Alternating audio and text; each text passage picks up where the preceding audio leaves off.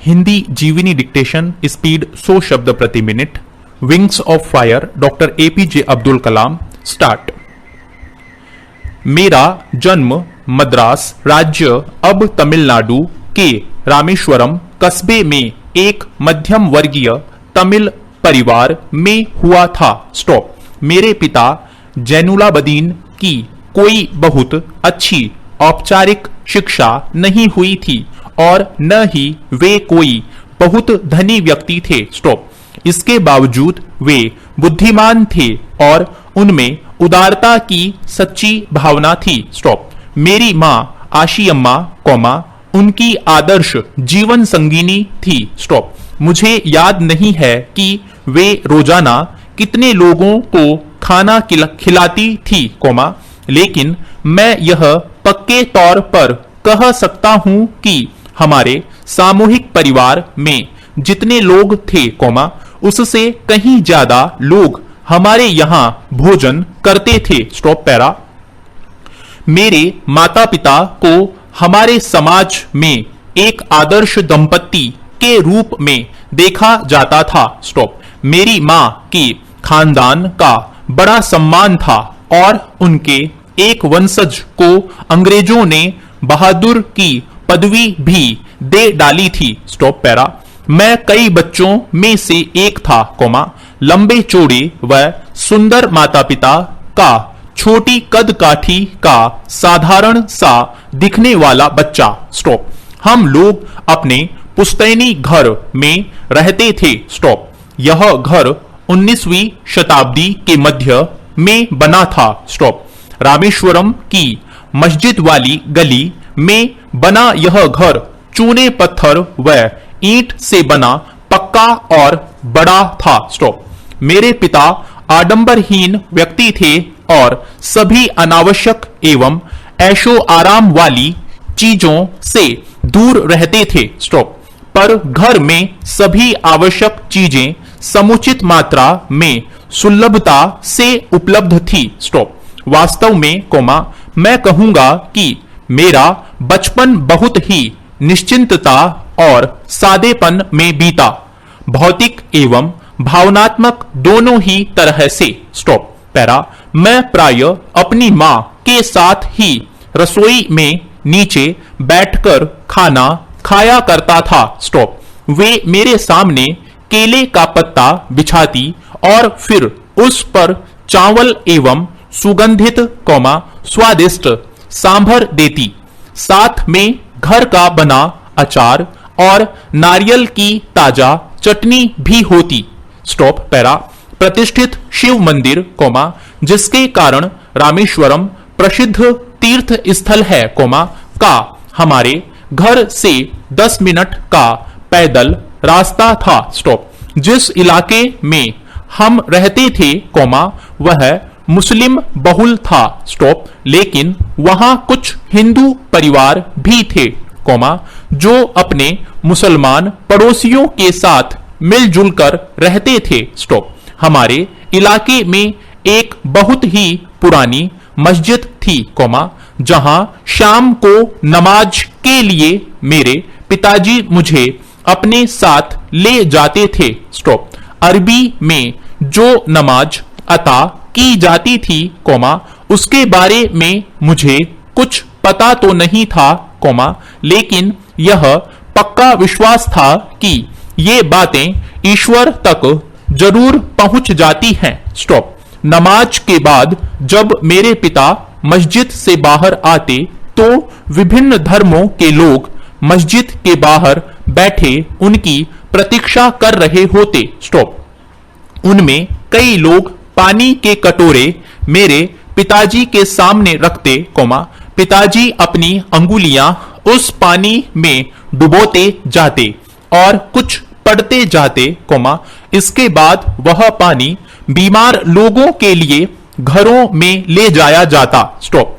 मुझे भी याद है कि लोग ठीक होने के बाद शुक्रिया अदा करने हमारे घर आते। स्टॉप।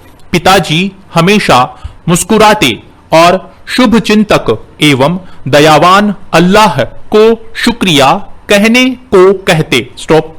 पैरा रामेश्वरम मंदिर के सबसे बड़े पुजारी पक्षी लक्ष्मण शास्त्री मेरे पिताजी के अभिन्न मित्र थे। स्टॉप। अपने शुरुआती बचपन की यादों में इन दो लोगों के बारे में मुझे सबसे अच्छी तरह याद है, दोनों अपनी पारंपरिक वेशभूषा में होते और आध्यात्मिक मामलों पर चर्चाएं करते रहते। स्टॉप। जब मैं प्रश्न पूछने लायक बड़ा हुआ तो मैंने पिताजी से नमाज की प्रासंगिकता के बारे में पूछा। स्टॉप। पिताजी ने मुझे बताया कि नमाज में रहस्यमय कुछ भी नहीं है। स्टॉप। नमाज से लोगों के बीच भाईचारे की भावना संभव हो पाती है। स्टॉप।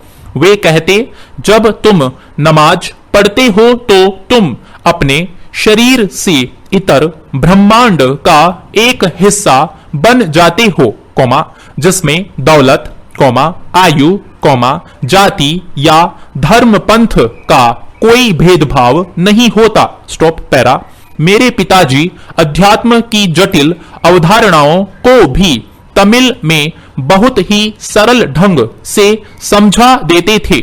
स्टॉप। एक बार उन्होंने मुझसे कहा, खुद उनके वक्त में, खुद उनके स्थान पर, जो वे वास्तव में हैं और जिस अवस्था में पहुंचे हैं, अच्छी या बुरी, हर इंसान भी उसी तरह दैवी रूप शक्ति रूपी ब्रह्मांड में उसके एक विशेष हिस्से के रूप में होता है। तो हम संकटों, दुखों या समस्याओं से क्यों घबराएं? प्रश्नवाचक। जब संकट या दुख आए तो उनका कारण जानने की कोशिश करो, विपत्ति हमेशा आत्मविश्लेषण के अवसर प्रदान करती है। स्टॉप। पैरा आप उन लोगों को यह बात क्यों नहीं बताते जो आपके पास मदद और सलाह मांगने के लिए आते हैं? प्रश्नवाचक। मैंने पिताजी से पूछा। स्टॉप। उन्होंने अपने हाथ मेरे कंधों पर रखे और मेरी आंखों में देखा। स्टॉप। कुछ क्षण वे चुप रहे, जैसे वे मेरी समझ की क्षमता जांच रहे हों। स्टॉप। फिर धीमे और गहरे स्वर में उन्होंने उत्तर दिया। स्टॉप। पिताजी के इस जवाब ने मेरे भीतर नई ऊर्जा और अपरिमित उत्साह भर दिया। स्टॉप। पैरा जब कभी इंसान अपने को अकेला पाता है तो उसे एक साथी की तलाश होती है, जो स्वाभाविक ही है। स्टॉप। जब इंसान संकट में होता है तो उसे किसी की मदद की जरूरत होती है। स्टॉप। जब वह अपने को किसी गतिरोध में फंसा पाता है तो उसे चाहिए होता है ऐसा साथी जो बाहर निकलने का रास्ता दिखा सके। स्टॉप। बार बार तड़पाने वाली हर तीव्र इच्छा एक प्यास की तरह होती है। स्टॉप। मगर हर प्यास को बुझाने वाला कोई न कोई मिल ही जाता है। स्टॉप। जो लोग अपने संकट की घड़ियों में मेरे पास आते हैं, मैं उनके लिए अपनी प्रार्थनाओं के जरिए ईश्वरीय शक्तियों से संबंध स्थापित करने का माध्यम बन जाता हूं। स्टॉप। हालांकि हर जगह, हर बार यह सही नहीं होता और न ही कभी ऐसा होना चाहिए। स्टॉप। पैरा मुझे याद है, पिताजी की दिनचर्या पौ फटने के पहले ही सुबह 4 बजे नमाज पढ़ने के साथ शुरू हो जाती थी। स्टॉप। नमाज के बाद वे हमारे नारियल के बाग जाया करते। स्टॉप। बाग घर से करीब 4 मील दूर था। स्टॉप।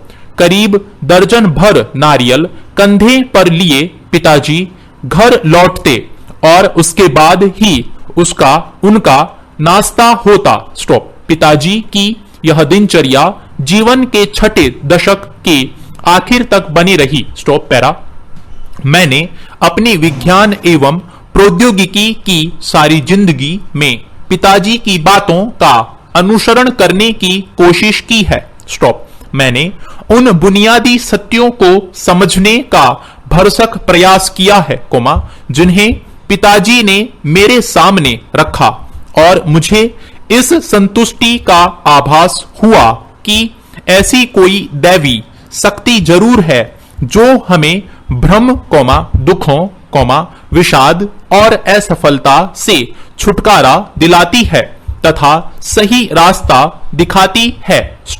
थैंक यू साथियों, इस चैनल को सब्सक्राइब करें और बेल आइकन को प्रेस करें ताकि लेटेस्ट वीडियो की जानकारी आपको मिलती रहे।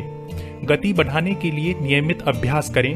इस चैनल पर 80, 100, 120, 140 और 160 शब्द प्रति मिनट की गति से डिक्टेशन उपलब्ध हैं, जिनका आप स्वयं भी लाभ लें और अपने मित्रों को भी शेयर करना न भूलें। डिक्टेशन अच्छा और बुरा लगा तो लाइक और डिसलाइक अवश्य करें। कोई सुझाव या प्रश्न हो तो कमेंट बॉक्स में लिखें।